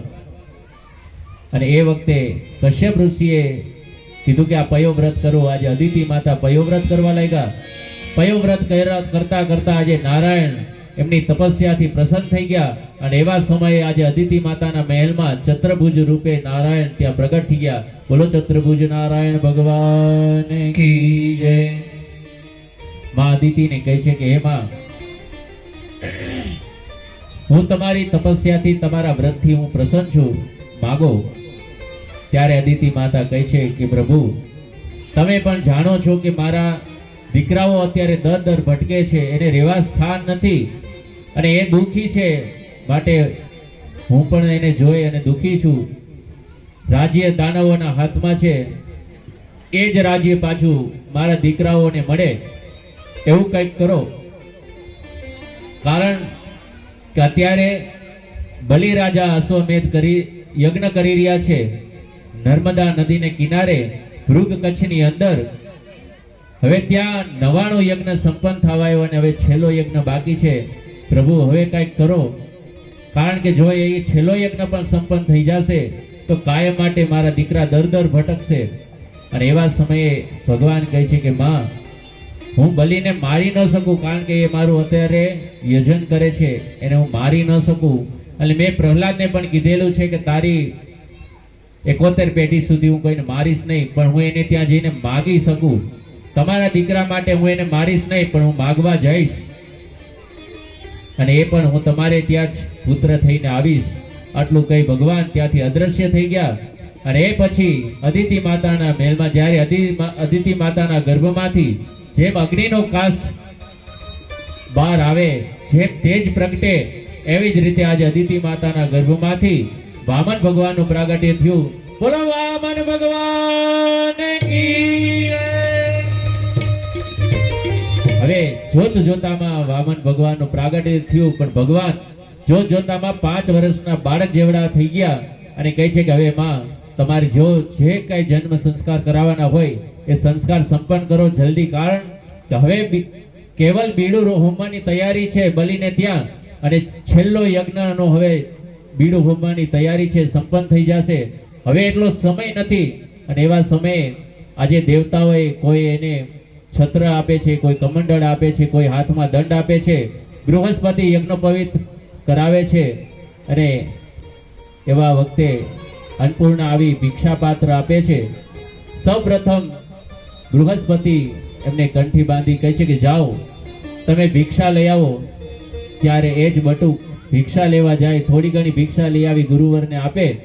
ત્યારે એના ગુરુ કહે છે કે અરે બટુક, આટલી ભિક્ષાથી તો શું થાય, કાંઈ નહીં થાય, આના કરતા પણ મોટી ભિક્ષા લઈ આવો. ત્યારે કહે છે કે ગુરુવર, તમે એવો કોઈક યજમાન તો બતાવો કે જે દાનવીર હોય, તો હું એને ત્યાં જઈને હું મોટી ભિક્ષા લઈ આવું. ત્યારે કહે છે કે જાઓ નર્મદાને કિનારે ભૃગ કચ્છની અંદર આજે બલિરાજા યજ્ઞ કરી રહ્યા છે, અને એની પાસેથી જઈ અને 3 પગલા ભૂમિ તમે લઈ આવો અને આ દેવતાઓની ચિંતાને મુક્ત કરો. અને એવા સમયે આજે એ જ બટુક વામન રૂપે બલિરાજાનો જ્યાં યજ્ઞ ચાલે છે ત્યાં વામન ભગવાન ભિક્ષા લેવા માટે 3 પગ ભૂમિ લેવા માટે બલિરાજાને ત્યાં આવે. તો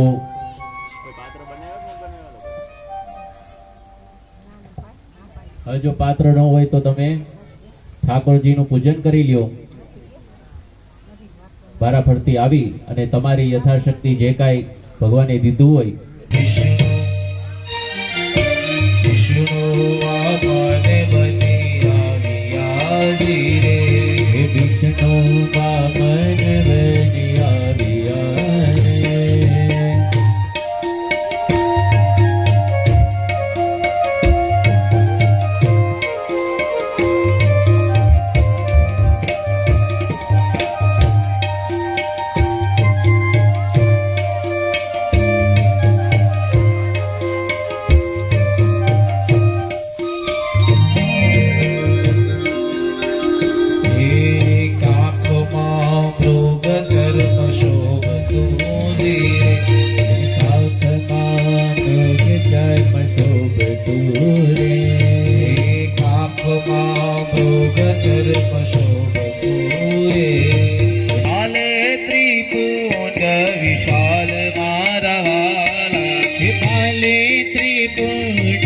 વિશાલ મારા બાબા.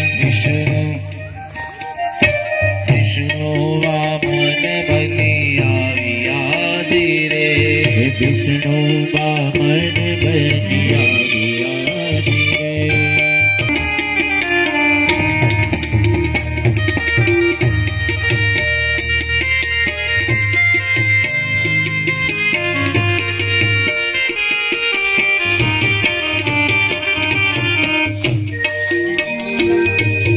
સરસ્વતી હાર આરોપતા ધીરે, સરસ્વતી હાર આરોપતા રે. સરસ્વતી હાર આરોપતા ધીરે, આરોપતા રે. મારા વિષ્ણુ વામન બની આવ્યા ધીરે, વિષ્ણુ વામન બની આવ્યા રે. કરુણા સેવા સિંધુ ક્યાં તમે ચાલ્યા રે. અધૂરી છે અમાશ મારા વાલા, અધૂરી રવાના. વિષ્ણુ વામન બની આવ્યા ધીરે, વિષ્ણુ વામન બની આવ્યા વાલા ઘટાડે બાંધજો ઇન્દ્ર મારા વાલા આજ વિષ્ણુ વામન બની આવ્યાજી રે વિષ્ણુ વામન બની આવ્યાજી રે મૃગ કચ્છમાં હું જાવ છું ધીરે મૃગ કચ્છમાં હું તો જાવ છું રે હળવા બલિના અભિમાન મારા વાલા હણવા બલિનું અભિમાન મારા વાલા એ હળવા બલિનું અભિમાન મારા વાલા હણવા બલિનું અભિમાન મારા વાલા આજ વિષ્ણુ વામન બની આવ્યાજી રે વિષ્ણુ વામન બની આવ્યાજી હે આજ વિષ્ણુ વામન બની આવ્યાજી રે વિષ્ણુ વામન બની આવ્યાજી ભજ ગોવિંદ ગોવિંદ ગોપાલા ભજ ગોવિંદ ગોવિંદ ગોપાલા ભજ ગોવિંદ ગોવિંદ ગોપાલા ભજ ગોવિંદ ગોવિંદ ગોપાલા હે ભજ મુરલી મનોહર નંદલાલા ભજ મુરલી મનોહર નંદલાલા હે ભજ મુરલી મનોહર નંદલાલા ભજ મુરલી મનોહર નંદલાલા ભજ ગોવિંદ ગોવિંદ ગોપાલા ભજ ગોવિંદ ગોવિંદ ગોપાલા ભજ ગોવિંદ ગોવિંદ ગોપાલા ભજ ગોવિંદ ગોવિંદ ગોપાલા આજે कि स्वागतम नमस्तुभ्यम ब्राह्मणे किम करवा मते हे गुरुवर हे ब्रह्म देवता આજે હું ધન્ય થયો કે તમે મારા આ યજ્ઞની અંદર એમાં પણ હવે છેલ્લો યજ્ઞ સંપન્ન થવાની તૈયારી છે અને તમે મારા યજ્ઞની અંદર આવ્યા આજે હું ધન્ય થઈ ગયો અને એવા વખતે કહે છે બલી કહે છે કે ના ના હું આવડો મોટો યજ્ઞ કરું ને તમે મારે ત્યાંથી ખાલી હાથે જાઓ તમે જે માગો એ તમે કદાચ ગાયો માગો તો હું આપીશ તમે કન્યા માગો તો તમારા લગ્ન પણ કરાવી દઉં તમે કહો તો રહેવા માટે તમને મોટો મહેલ બંધાવી દઉં વામન ભગવાન કહે છે કરે બલી આમાંનું કાંઈ જ ન જોઈએ હું તો સંતોષથી બ્રાહ્મણ છું મારે આમાંનું કાંઈ જ નથી જોતું બલી કહે છે ના ના તમે મારા યજ્ઞમાં આવ્યા કાંઈક તો માગવું પડે કાંઈક તો દક્ષિણા રૂપે માગો અને એવા વખતે વામન ભગવાન કહે છે કરે તો જો તારે દેવું જ હોય તો એમ કર તું મને 3 પગ ભૂમિ આપ હવે બલિ રાજા હસવા માંડ્યા કે ખરેખર તમે દેખાવમાં તો બાળક છો જ પણ બ્રહ્મ દેવતા તમને માગતા પણ કઈ નથી આવડતું તમે તો કયો છો ત્યારે શુક્રાચાર્ય કહે છે કે અરે પણ બલિ એ વૈકુંઠનો નારાયણ વિષ્ણુ છે એ કપટ કરીને તારે ત્યાં દક્ષિણામાં ભિક્ષા લેવા 3 પગ ભૂમિ માગે છે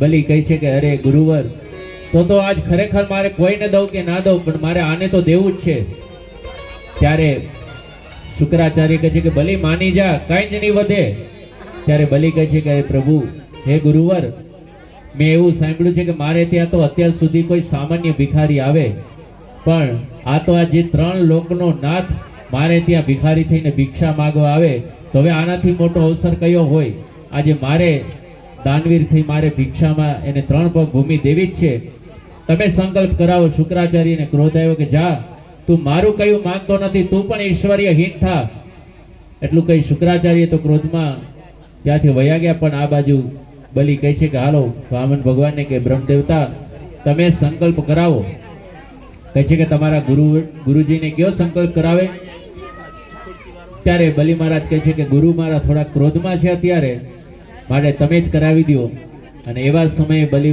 વામન ભગવાન કહે છે કે તો કાંઈ વાંધો નહીં હાથમાં લ્યો જલ અને એ વખતે જલ લેવડાવે કમંડળમાંથી હવે એવા વખતે શુક્રાચાર્ય કમંડળના નાળચાની અંદર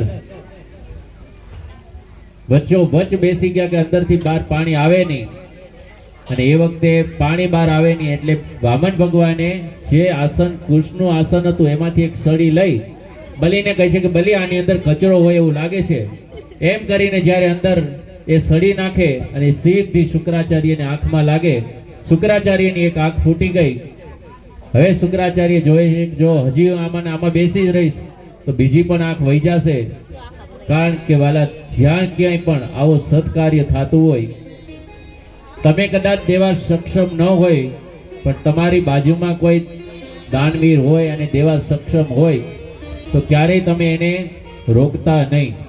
ઘણા શું કરે,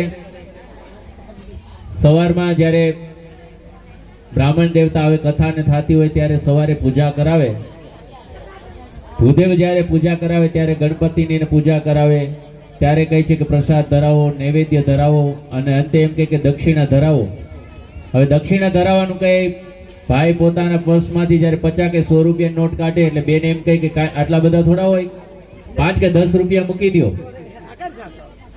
પણ એ જ તમે જ્યારે આડો પગ કરો છો એટલે તો ઘણા શિયાળો આવે પછી એમ કહે કે હવે બહુ પગ દુખે છે, કારણ કે તમે પગ સત્કર્મની અંદર કરો એટલે તમને પગ દુખે. પણ આ મજાક નહીં, હસવા કરતા આમાં કસવાની વાત છે કે જે કોઈ સત્કાર્યની અંદર કોઈ આડો પગ કરે તેને દુઃખિત થવું પડે. આજે શુક્રાચાર્ય પણ વિચાર્યું કે જો હવે હું આમાં આમાં બેસી રહીશ તો મારી બીજી આંખ પણ ફૂટી જાય, એટલે એ પણ ત્યાંથી બહાર નીકળી ગયા. ફરી પાછું પવિત્ર જળ કરાવી અને આજે વામન ભગવાન બલિના હાથમાં જલ દેતા કહે છે કે લ્યો સંકલ્પ, 3 વાર ઓમ વિષ્ણુવે નમઃ, ઓમ વિષ્ણુવે નમઃ સંકલ્પ લેવડાવી અને જલ જ્યારે ભૂમિ ઉપર હજી મૂકવા જાય, મૂકે કે ન મૂકે એ જ સમયે બલિની સામે આજે એ જ વામન ભગવાન જે નાનું રૂપ હતું એ વિરાટ રૂપ ધારણ કરી અને એની સામે આજે વિરાટ નારાયણની સામે પ્રગટ થયા. બોલો વિરાટ નારાયણ ભગવાન કી. આજે 3 પગ ભૂમિ માંગી હતી, એમાં ભગવાને પેલા પગમાં સ્વર્ગની ભૂમિ લઈ લીધી, સ્વર્ગલોક જીતી લીધું. ત્યાર પછી પૃથ્વી, પાતાળ આજ બધું જ જીતી લીધું. હવે એક પગ બાકી રહ્યો. બલિને કહે છે કે બલિ, તે 3 પગ ભૂમિનો સંકલ્પ લીધો તો હજુ તો 2 પગ જ ભૂમિ થઈ છે, તો હવે ત્રીજી ભૂમિ માટે મને પગ ક્યાં મૂકવું એ મને બતાવ. આજે બલિ પણ ધ્રુજવા લાગ્યો કે પ્રભુ હવે તો મારી પાસે કઈ બચ્યું જ નથી, મેં જે હતું એ બધું તમને આપી દીધું. ત્યારે વામન ભગવાન કહે છે કે અરે બલિ જો તું આ સંકલ્પ પૂરો નહીં કર તો હું તને નરકમાં નાખીશ, માટે તું સંકલ્પ પૂરો કર. હવે ત્રીજું પગ હું ક્યાં રાખું? ત્યારે બલિ 2 હાથ જોડી કહે છે કે પ્રભુ મારી પાસે જે હતું એ બધું મેં તમને દઈ દીધું, પણ વાલા આજે હું હજી કોઈનો થયો નથી, માટે તમે કૃપા કરો કે હું પણ તમારો થઈ જાઉં. માટે મને મારા મસ્તક ઉપર તમારો ત્રીજો પગ પધરાવો અને મને આ સંકલ્પમાંથી તમે મને મુક્ત કરો. અને એવા સમયે આજે વામન ભગવાને પોતાનો ત્રીજો પગ ભૂમિનો જ્યારે વરદાનમાંથી મુક્ત, એને સંકલ્પમાંથી મુક્ત કરવા બલિ રાજાના મસ્તક ઉપર પગ પધરાવે. અને એ વખતે આજે બલિની ઉપર પ્રસન્ન થઈ કહે છે કે હવે બલિ તારો વારો, તે મને 3 પગ ભૂમિ આપી, તું તો સંકલ્પમાંથી મુક્ત થઈ ગયો, પણ હવે તારો વારો છે કે તું કંઈક માગ. એ વખતે બલિ કહે છે અરે પ્રભુ હવે માગવા જેવું રહ્યું છે શું? હું પણ તમારો થઈ ગયો, હવે મને કાંઈ જ ઈચ્છા નથી. ત્યારે વામન ભગવાન કહે છે કે નાના બલિ, હું તને સુતલ લોક છે એ સુતલ લોકનું રાજ્ય હું તને આપું છું. અને એ વખતે પ્રહલાદજી પણ ત્યાં આવે અને કહે છે કે મારા પોતાથી જો કાંઈ ભૂલ થઈ હોય તો તમે એને ક્ષમા કરજો. ત્યારે પ્રહલાદજીને કહે છે કે તમે પણ એમની સાથે સુતલ લોકમાં જઈ અને એની સાથે રહ્યો. અને એ વખતે બલિને કહે છે કે હજુ પણ તારે કઈ માગવું હોય તો માગ. અને ત્યારે બલિ રાજા કહે છે કે જો પ્રભુ તમારે દેવું જ હોય તો તમે મને જે પાતાળ લોક આપ્યો છે ત્યાં મારે ત્યાં તમે દ્વારપાલ થઈને રહ્યો. ભગવાન કહે છે કે આ તો તે મને તારો નોકર બનાવી દીધો. કહે છે કે ના ના પ્રભુ, નોકર નહીં, પણ હું જ્યારે મારા રાજ્યમાંથી બહાર જાઉં તો પણ તમારા દર્શન થાય અને બહારથી પણ જ્યારે અંદર આવું ત્યારે પણ તમારા દર્શન થાય, એટલા માટે તમે મારે ત્યાં દ્વારપાલ થઈને રહ્યો. ભગવાન કહે છે કે કાંઈ વાંધો નહીં. ત્યાર પછી આજે બલિ રાજાને પાતાળ લોક આપી અને બલિ રાજાને ત્યાં આજે 6 મહિના સુધી દ્વારપાલ તરીકે રહ્યા. આ બાજુ લક્ષ્મીજીને ચિંતા થઈ કે પતિદેવ તો ગયા, હજી આવ્યા જ નહીં. નારદજી કહે છે કે હવે આવવાના પણ નથી, એ તો બલિને ત્યાં નોકરીએ લાગી ગયા. હવે એવા વખતે લક્ષ્મીજી કહે છે કે હવે શું કરું? નારદજી કહે છે કે બલિને કોઈ બેન નથી, તમે એમ કરો હવે રક્ષાબંધન નજીક છે, તમે એને રાખડી બાંધો અને એ તમને કદાચ દક્ષિણા આપે ત્યારે દક્ષિણા રૂપે તમે પાછા નારાયણને માગી લેજો. લક્ષ્મીજી કહે છે કે હા એ વાત સાચી. અને એવા વખતે આજે રક્ષાબંધનનો દિવસ હતો બલિના મહેલ પાસેથી ત્યાંથી રડતા રડતા લક્ષ્મીજી જાય. બલિની નજર પડી એટલે કહે છે કે બેન તમે કેમ આજે રડો છો? કહે છે કે આજે રક્ષાબંધન છે, મારે કોઈ ભાઈ નથી, તો હું રાખડી કેને બાંધું? બલિ મહારાજ કહે છે કે અરે બેન આટલી જ વાત, આજે તમે મને રાખડી બાંધો, કારણ કે મારે બેન નથી, તમારે ભાઈ નથી, માટે તમે મને રાખડી બાંધી દો. તમે ચિંતા કરોમાં, આજથી તમે મારા ધર્મના બેન. અને એ વખતે લક્ષ્મીજીએ બલિરાજાને રાખડી બાંધી. હવે બલિરાજા કહે છે કે બેન તમે રાખડી બાંધી તો કંઈક ને કંઈક તો તમારે દક્ષિણા લેવી જ જોઈએ, તમે માગો એ હું તમને આપું. લક્ષ્મીજી કહે છે કે ના ના, તમે બસ રાખડી બંધાવી અને મારા ભાઈ બહેના એ જ મોટી વાત છે. ત્યારે બલિ મહારાજ કહે છે કે તમે જે માગો એ આપું. ત્યારે લક્ષ્મીજી કહે છે કે તમારે જો દેવું જ હોય તો તમારે ત્યાં જે દ્વારપાલ છે એ મારે જોઈએ. હવે બલિ મહારાજ કહે અરે પણ બેન એ તો મારે ત્યાં દ્વારપાલ છે. ત્યારે લક્ષ્મીજી કહે છે કે તમારા માટે દ્વારપાલ છે, એ તો મારા પતિ છે. અને ત્યારે લક્ષ્મીજી સામે સાક્ષાત લક્ષ્મી આવે, પ્રગટ થાય. અને એવા વખતે આજે બલિ રાજા નારાયણને લક્ષ્મીની સાથે બેસાડી અને લક્ષ્મી નારાયણનું પૂજન કરતા વિંધ્યાવલી અને બલિ રાજા બંને લક્ષ્મી નારાયણનું પૂજન કરી અને આજે બધા જ દેવતાઓ સહિત બધા જય જયકાર કરવા લાગ્યા. બોલો લક્ષ્મી નારાયણ ભગવાન કી જય.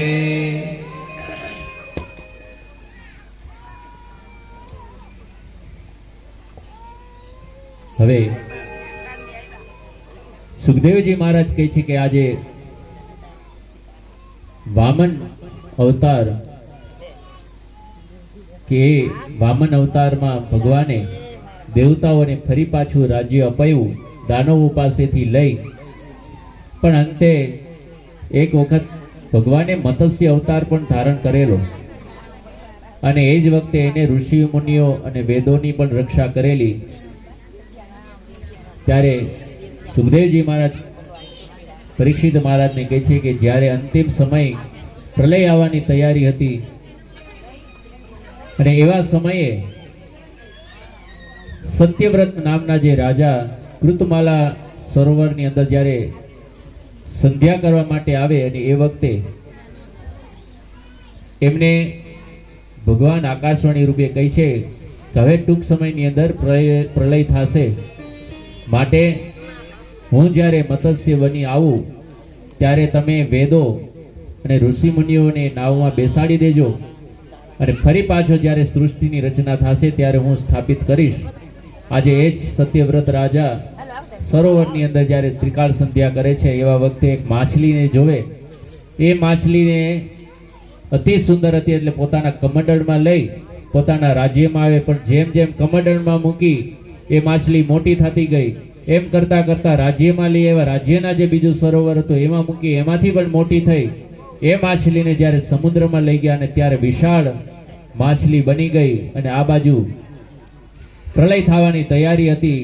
ત્યારે સત્યવ્રતને કહેવામાં આવ્યું કે હવે તમે મારી સિંગ સાથે નાવને બાંધી ચારે વેદો અને ઋષિ મુનિઓને બેસાડી તમે પણ બેસી જાઓ. અને એ વખતે મત્સ્ય નારાયણે ચાર વેદ અને ઋષિ મુનિઓની રક્ષા કરવા માટે શ્રી હરિએ મત્સ્ય અવતાર ધારણ કરેલો. એ સાથે આ 24 અધ્યાયનો અષ્ટમ સ્કંદ કે જેને આપણે મન્વંતર લીલા કહીએ આપણે ઠાકોરજીના ચરણોમાં સમર્પિત કરીએ. બોલો ભાગવત ભગવાન કી જય.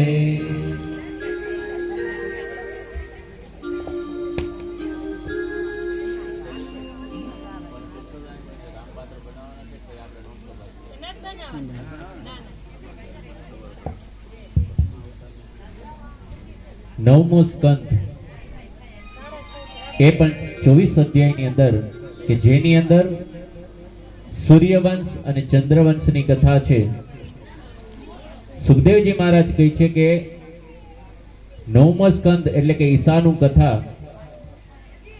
આ સ્કંદનું નામ છે ઈશાનું કથા કે જેની અંદર સૂર્યવંશ અને ચંદ્રવંશની કથાનું વર્ણન છે. કે એમાં પણ સુખદેવજી મહારાજે પણ રામચરિત માનસમાંથી લઈ કથા ને રામચરિત્ર જ્યારે સૂર્યવંશની કથા કહે છે ત્યારે બહુ ટૂંકસારમાં સંક્ષેપમાં કીધેલી કથા કે નવમા સ્કંદની અંદર આ કથાનું વર્ણન કરતા કરતા